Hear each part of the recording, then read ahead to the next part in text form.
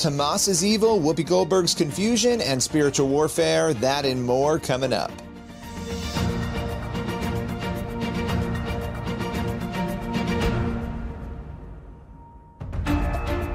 Welcome to Newsmakers, a show where we go behind the headlines each and every week to bring you interviews with your favorite pastors, entertainers, politicians, and other notable figures. On today's Newsmakers, we're joined first by Jeff King, CEO of International Christian Concern.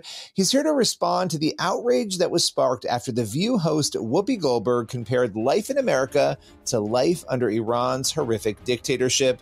Let's welcome him here to the show.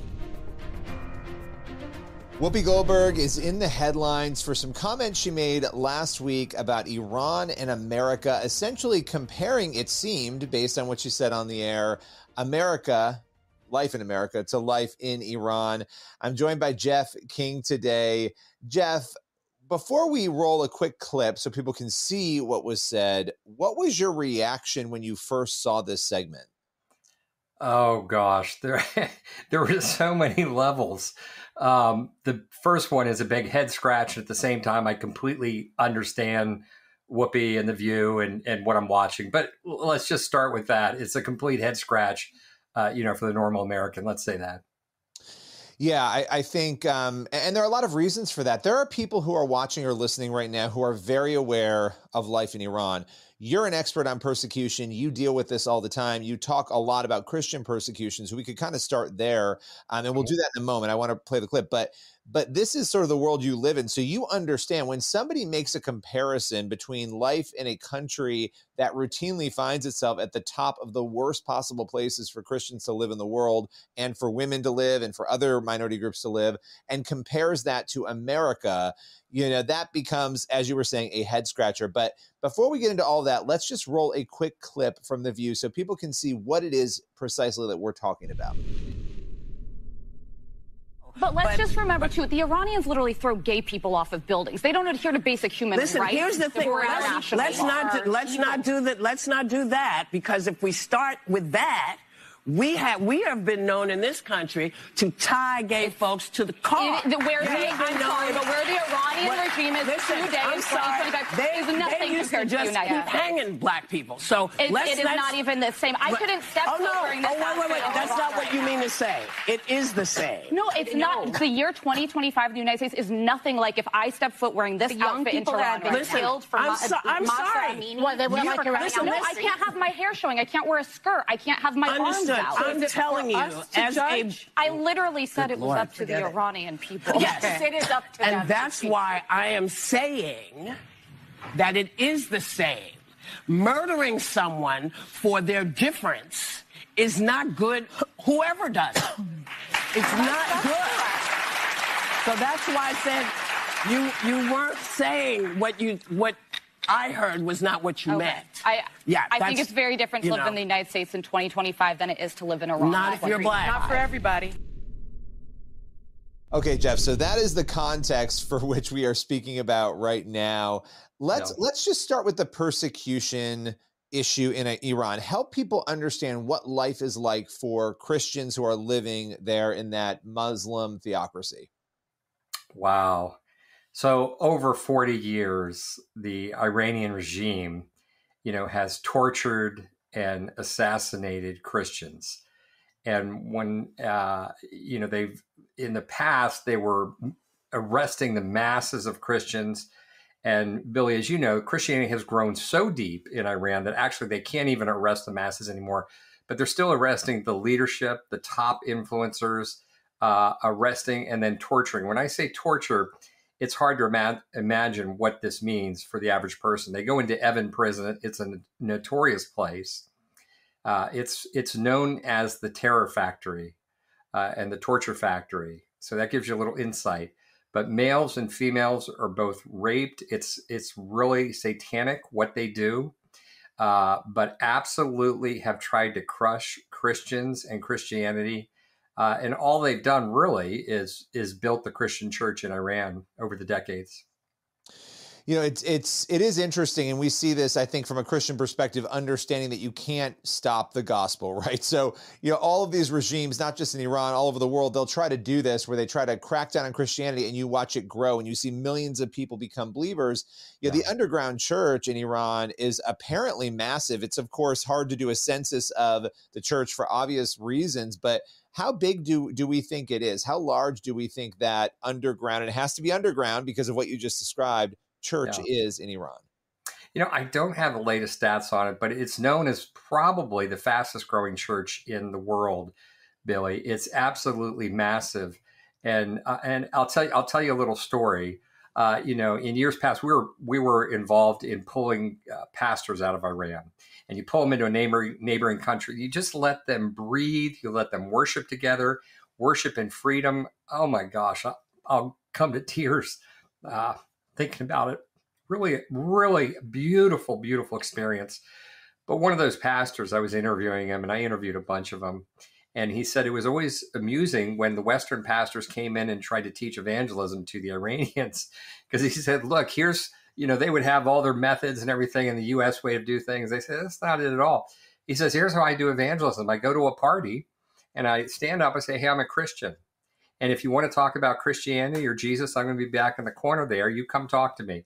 He says, then I'm mobbed. I'm absolutely mobbed for 3-4 hours as long as I want. It'll go on and on. That's the level of interest in Christianity. And we see that with church growth. It's absolutely a massive movement. The mosques are generally empty except for the old. The church is growing like wildfire. So coming back to life in Iran versus life in America, what was so interesting was Alyssa Farah Griffin, who's a co-host of Whoopi's On The View. She was trying to reason with Whoopi and say that, and here's an exact quote, the U.S. in 2025 is not as bad as Iran in 2025. She was explaining that there's no comparison between the two on a multitude of fronts: religious liberty, women, down the line. Talk a little bit about the general situation. We talked about persecution in Iran and differentiate it from the way that we live here in America. Yeah, well, first of all, I may have to push back. You described her as a co-host. I think she's the token conservative. She's a straw man to be knocked down on the show because, like, let's be honest, like, you know, The View it's a political arm it's a communications arm of a political party, and it masquerades as television. So this is pure politics. It's really meant to, you know, inflame, divide, grab attention, and in the end, produce votes. So given all that, I'd say there's no comparison. Look, Tehran, the Iranian regime is the absolute enemy of freedom, of democracy. They are hated, widely hated in their own country because they're inept as managers. They're absolutely corrupt. They're evil. They're violent. They're violent towards their own people. So, and there, as you pointed out, look, there is no freedom. There's no comparison. And perhaps the most ironic or amusing thing is everything Whoopi stands for would get her at the least beaten or arrested, tortured, or murdered in Iran. Yeah. Well, it would be great if The View actually balanced the conversation and helped people understand and had, you know, numerous people on who were able to do that on both sides in a way that was compelling and offered something of value in this political discourse. Jeff, as always, I appreciate your time today. Absolutely, Billy. Thank you. For more information on Jeff and International Christian Concern and their work to help the persecuted church, you can go to persecution.org. We'll be right back in just a moment with more Newsmakers.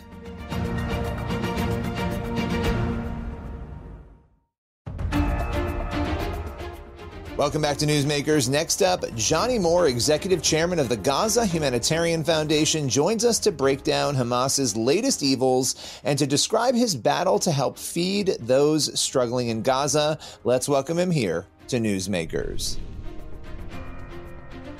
Johnnie, you have taken the helm of the Gaza Humanitarian Foundation, and we're going to get into the work that you're doing there. One of the big claims that we've seen among many critics of Israel is that Israel is somehow the biggest barrier to getting aid to the people of Gaza. What do you say to those who would posit that that's the case?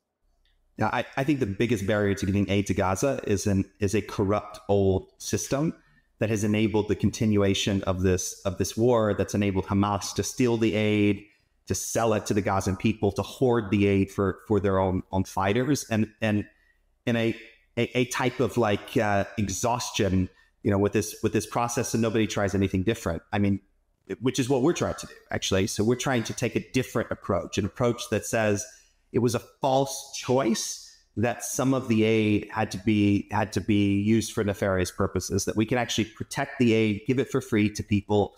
And frankly, we haven't found Israel to be a barrier in that process at all. To our surprise, the biggest barrier to us has actually been the international system, the United Nations, the World Food Program, those types of organizations that have inexplicably chosen to boycott us, having never boycotted Hamas.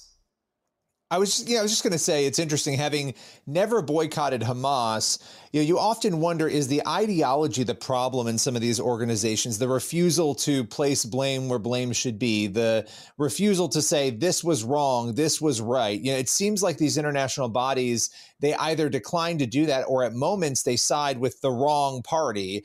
And I don't want to lead the question too much, but do you think that actually then creates barriers with how things like aid are given out? Yeah, I mean, for sure. The way aid has been used in the Gaza Strip has only made a bad situation worse. And, the international aid community says they have to do it this way because they have to be impartial. But the exact opposite is happening. I mean, they're not being impartial at all. The way they're doing this is benefiting one party, and impartiality doesn't necessarily mean neutrality. Okay, you can see very clearly right and wrong, when something is working, when something isn't working. And our attempt at GHF is to take a system that everybody knows is broken. They all talked about it as broken. Nobody lied about it. Nobody said this wasn't happening. That all just, by the way, started in the last couple of weeks. They've all started saying this isn't happening. But we've all seen the videos. The aid trucks from the UN arrive in the Gaza Strip, and 2 minutes later, you have armed, Hamas terrorists or bandits like sitting on top of them, stealing the aid. I mean, this cannot be the way this happens. And yet the international community, they don't care. Well, what we're doing is we're saying you actually can do this differently. You can give aid on scale without being diverted, without prolonging a conflict. It can be free. Our aid boxes have more in the daily caloric count for a daily meal than the UN aid boxes. We could do it right, do it well, and do it successfully. And this should be celebrated by the world. For some reason, it isn't. But one of the reasons why it isn't, Billy, is there's a very, very concerted disinformation campaign originating with Hamas itself, trying to block what we're doing. Yeah, and it's interesting because you look at Hamas and you wonder, any organization or group or political party that is running an area or a country or a state, their goal should be the betterment of the people living under them. And again and again and again, we've seen reports of where things have been, you've had bomb shelters put under hospitals and schools. You've had these tunnels. You've had all this insanity that we've seen again and again. And I think for the normal person, especially a Western mind, they say, what in the world is going on? Why would an organization behave that way? And I know this is a broad, big question, but with all the experience you have there in the region and understanding Hamas, what in the world is it that drives them to behave in this way? I mean, you kind of expect it of Hamas, right? I mean, this is a terrorist organization that doesn't dress as soldiers. They dress as civilians. They do everything that you said they were doing. What one doesn't expect is that the international community just goes along with this stuff. An international community that largely exists on the dole of the American taxpayer and the European taxpayer. So, it wasn't a surprise that they were hiding tunnels under hospitals, that they were stealing aid. Everybody knew this stuff was happening. No one was willing to do anything about it. And even, this disinformation campaign I was referencing, a moment ago, it exists for two purposes. Hamas wants to scare Gazans from coming to get food at our distribution sites. So they're constantly spreading lies about massacres and violence happening at our distribution sites and these sorts of things. They want to keep people from coming. And then, by the way, they're also threatening our local workers, even threatening their lives to try to keep them from helping us. That's goal number one. They want to scare the Gazans themselves from getting food. And yet the Gazans keep coming by the thousands to get food from us. So that's failing, thank God. But the second thing they want to do is they just want us to shut down. And so, with with a lot of help from a lot of the press, they keep defaming us and attacking us and accusing us of all kinds of insane false things. They just want us to shut down. But we're not going to shut down. Our mission is really, really simple. We just have to feed the people of Gaza. How are you differentiating? How are you doing things differently than the international community is? Whatever you can share. I'm sure there are elements you don't want to share for specific reasons, but how are you taking a different approach that you have found, because I know you've delivered millions of meals, you have found to be successful? Yeah, the first thing is like how we approach the problem from the very beginning. We started from the bottom up, you might say from first principles, okay? We had a problem to solve. The aid was being diverted on scale the moment it entered into the Gaza Strip. So how do we make sure that this aid is not used? That's it. And then we designed from the ground up to manage that process. So we created secure distribution centers. And those secure distribution centers are staffed by a combination of American contractors and of local Gazans. Those American contractors provide a sense of security, in the places designed in order to make it feel secure. The main thing these American contractors are doing, I saw it, yesterday. There was a little kid who got a cut on his head when people are hungry. So there's a lot of crowding around the sites of people desperate to get something, which will calm down as we get more sites and as people get more food. This poor little kid got hit in the head. He's fine, thank God. But one of our security contractors is there providing basic first aid to the kid, making sure he's okay. So, and by the way, this is an incredibly experienced team. One of our key leaders spent 30 years in USAID. Another one spent a similar between 30 and 40 years in the U.S. Armed Forces. They've been to all the complex environments around the world. We just started from the ground up and said, these are the problems that need to be solved. How can we do it?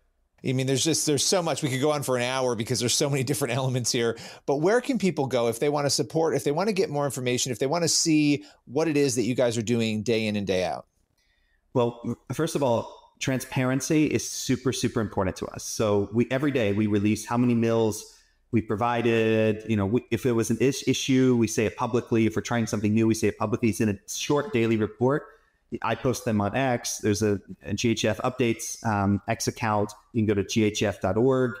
This was it's all rapidly being set up, so there'll be more information there over time. Most of all, though, Billy, I hope people will pray for us. But even more than pray for us, pray for the Gazan people, pray for Israel, pray for the entire region. What we're doing, it should not be so hard to do what we're doing. We just want to feed people. Well, that is a noble mission, and an important and an essential mission, especially in light of what is happening there. Johnnie Moore, appreciate your time today. Thanks for having me. Tensions continue to rise between the UN and other international bodies, as well as their tension really with the Gaza Humanitarian Foundation. We'll continue to cover those issues as they unfold, and we'll be right back in just a moment with more Newsmakers.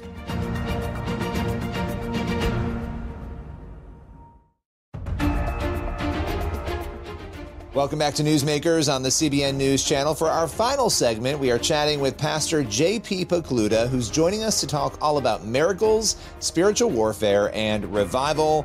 Let's welcome him here to Newsmakers. So you have been traveling around the country, talking about a lot of different topics. One of them has been spiritual warfare. What has it been like for you to open up in this way with the book and everything you've been talking about on the topic? Yeah, man, it's been crazy. I mean, if you want to open up attacks from the enemy, just write a book on spiritual warfare. But I would just say God's winning. As you said, we've been on 17 campuses now. I've seen over 20,000 college students pray to receive Christ in the past 24 months. And so I just think we're right in the middle of something really special. The most incredible time, at least in my generation. Or my lifetime, I'll say. How has that shifted you? Because I think you, more than anyone this year, you and Jenny Allen and a few others, you have seen more young people accept Christ, as you were saying. What has that done for you and your faith? Like the other day, I shared the gospel with a woman that was cutting my hair, and she started freaking out, and she was like, I prayed this morning. I said, God, if you're real, you're going to have to send someone to tell me that you're real. She was like, I prayed that this morning. And I've just stopped being surprised. Because I'm like, hey, God has done something to just burst open the hearts of the people right now. And I think that everyone is so receptive to the gospel. I was on the West Coast. My daughter and I were on the West Coast. we were sharing the gospel, and everyone we shared it with were just so thankful. There was so much gratitude. So it's just a different, the tide has shifted. Yeah. Well, there's so many claims like the gifts are dead. There's this debate in the church about all of these issues. When you think about where you were theologically, where you are now, what kind of shifts have happened in you? Yeah, well, I would say just from moving from Dallas to Waco, the reason I wrote Your Story as a Villain is because I kept saying, hey, there's a stronghold here. There's a stronghold. People were like, what do you mean? I was like, I don't know. I need to like hang out with my charismatic friends to learn what I'm talking about. And I'm reading the Bible, the same Bible that I've been teaching for 18 years, but I'm starting to see more of the supernatural in there. And I'm like, hey, this hadn't gone away, you know? And so as I see God save people, and as I see the Holy Spirit move, and likewise see the enemy attack, I'm just like, hey, we're still very much in the battle. All right, so you and I have talked a lot about miracles in the past. What miracles have you seen, if any, while you've been out there on those campuses? Have you personally observed anything that's shocked you? I mean, even what you just shared about that woman, that's kind of a miracle that she was praying that prayer and then you were there.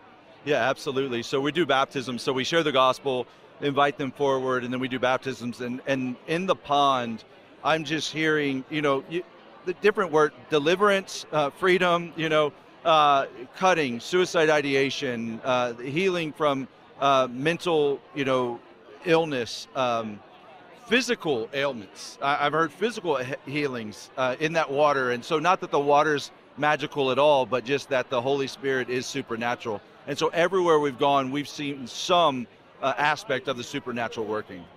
Well, thanks for your time. Really appreciate it. Always good to catch up with you. You can grab JP's latest book, Your Story Has a Villain, identify spiritual warfare, and learn how to defeat the enemy wherever books are sold. We'll be right back in just a moment with more Newsmakers.